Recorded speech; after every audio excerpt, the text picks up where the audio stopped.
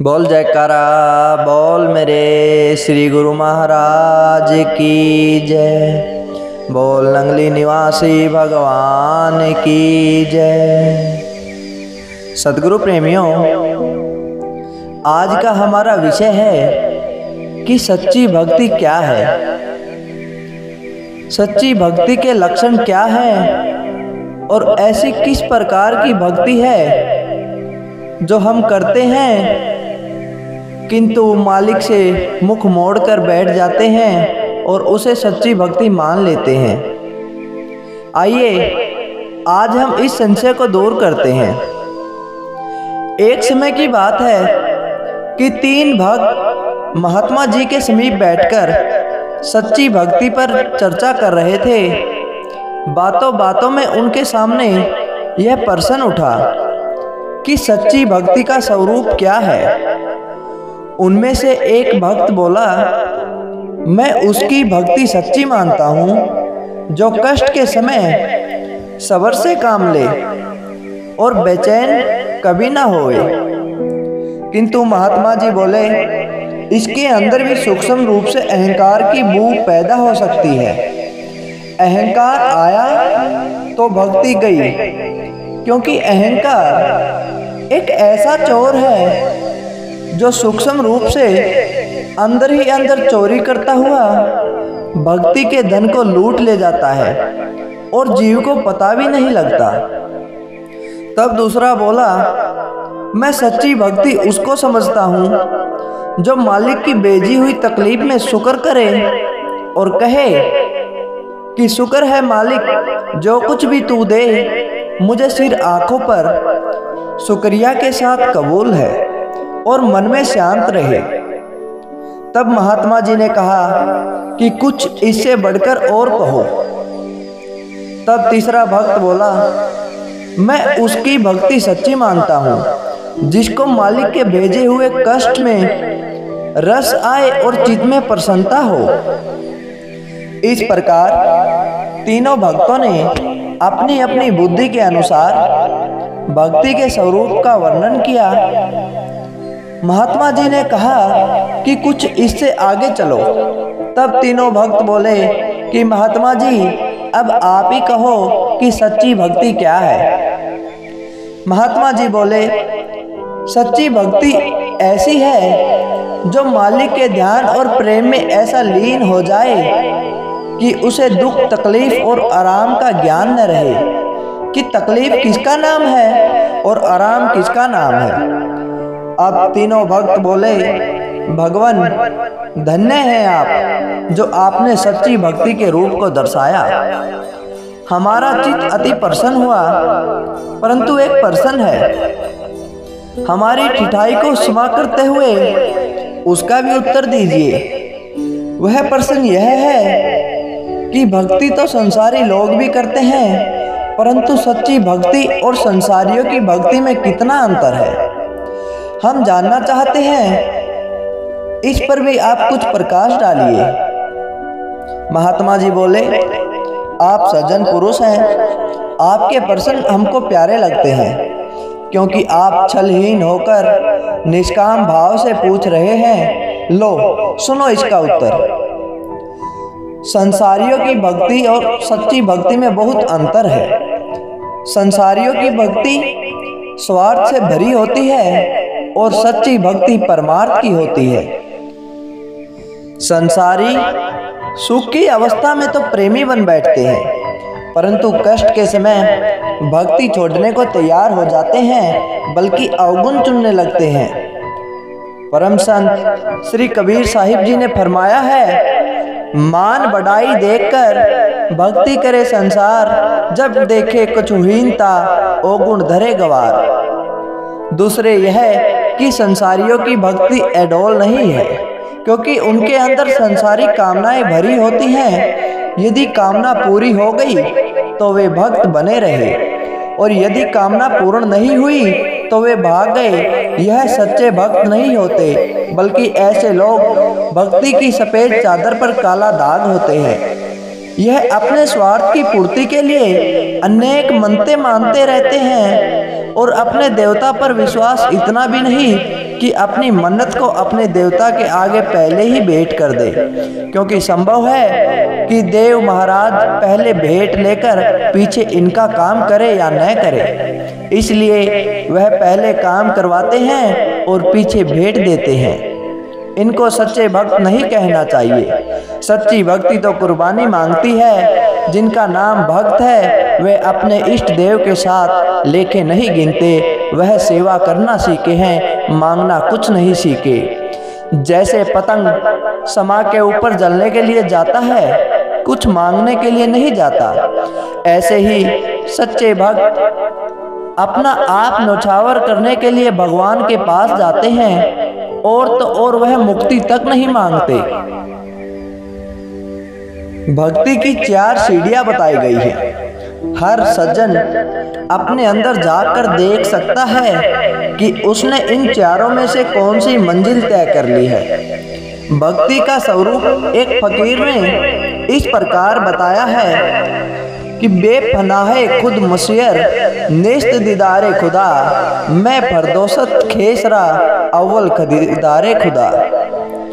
अर्थात बिना अपने आप को फना किए मालिक का दीदार होना संभव नहीं है। यदि तू मालिक का खरीदार बनना चाहता है तो पहले अपने आप को उसके आगे बेच दे, अर्थात मालिक का बेखरीद हो जा, फिर काम बना बनाया है।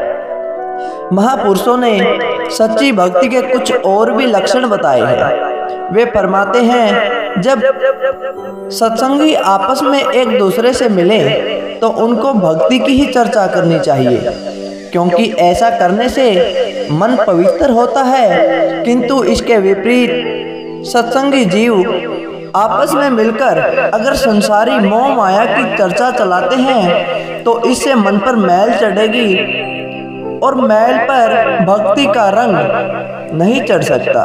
इसलिए कहा है, आवहु बेणे गली मिले अंकी सहेलड़िया, मिली के करे कहानी आ समरत कंत किया। एक बात तो यह हुई और दूसरी बात यह है कि बुजुर्गों का कथन है, वंड खाना बंदगी अकेले खाना शर्मिंदगी। सत्पुरुषों का दरबार समुद्र की न्याय होता है।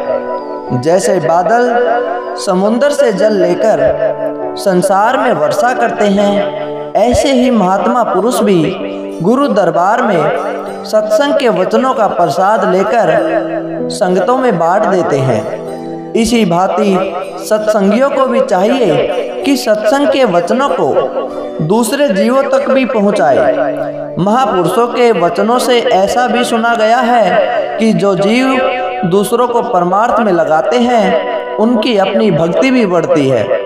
इन वचनों की रोशनी में हर सत्संगी अपने अंदर झांक कर देख सकता है कि उसने आज तक कितने जीवों को परमार्थ में लगाया है और कितने जीव उसके द्वारा भक्ति मार्ग पर आए हैं। अगर उसने ऐसा कुछ किया है तब तो सचमुच उसने बंदगी की है और वह मालिक की प्रसन्नता का अधिकारी है। लेकिन अगर इस विषय में उसने कुछ भी नहीं किया तो समझना चाहिए कि उसे जो प्रसाद मिला था वह उसे अकेला ही खा गया, बांटकर नहीं खाया।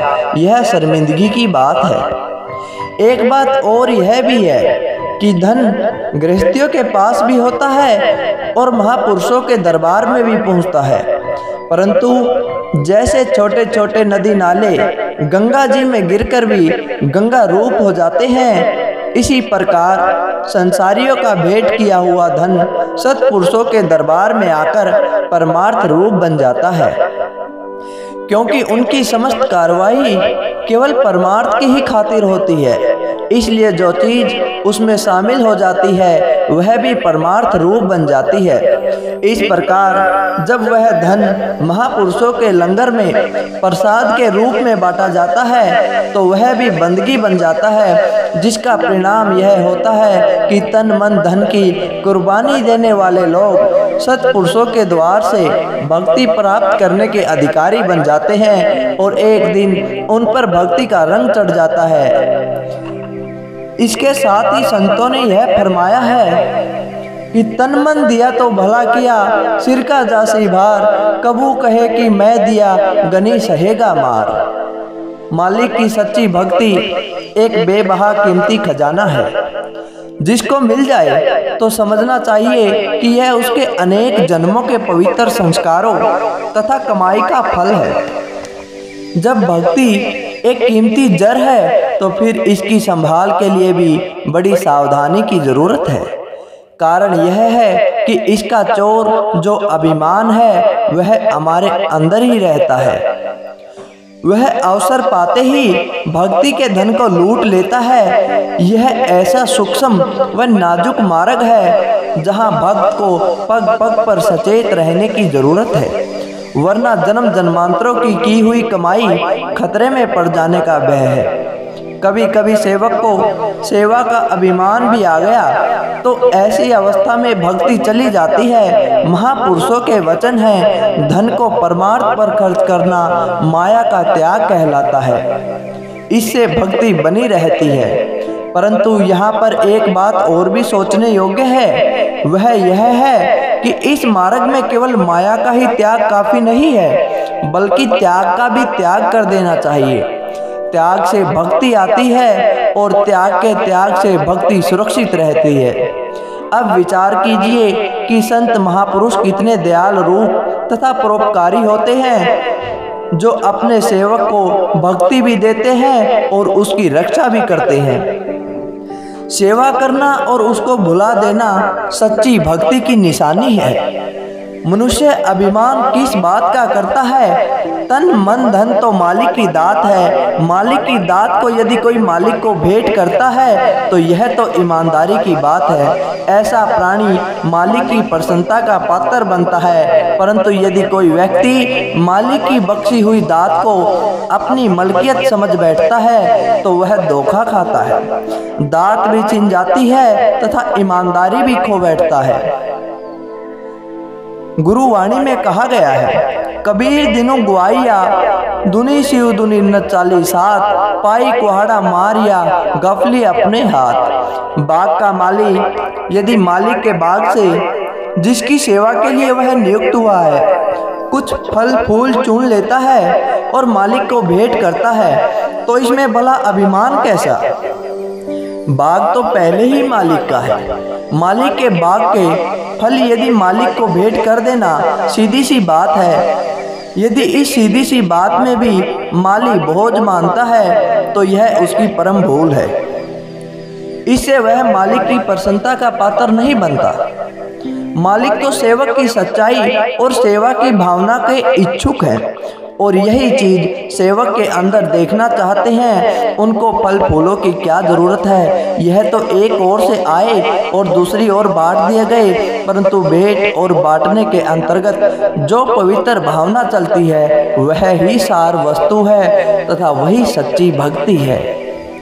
सद्गुरु प्रेमियों, आज का विषय आपको कैसा लगा कमेंट करके हमें ज़रूर बताएं। अगर वीडियो अच्छी लगी तो लाइक करें और ज़्यादा से ज़्यादा शेयर करें और चैनल को अभी तक सब्सक्राइब ना किया हो तो सब्सक्राइब करना ना भूलें। जय सच्चिदानंद जी।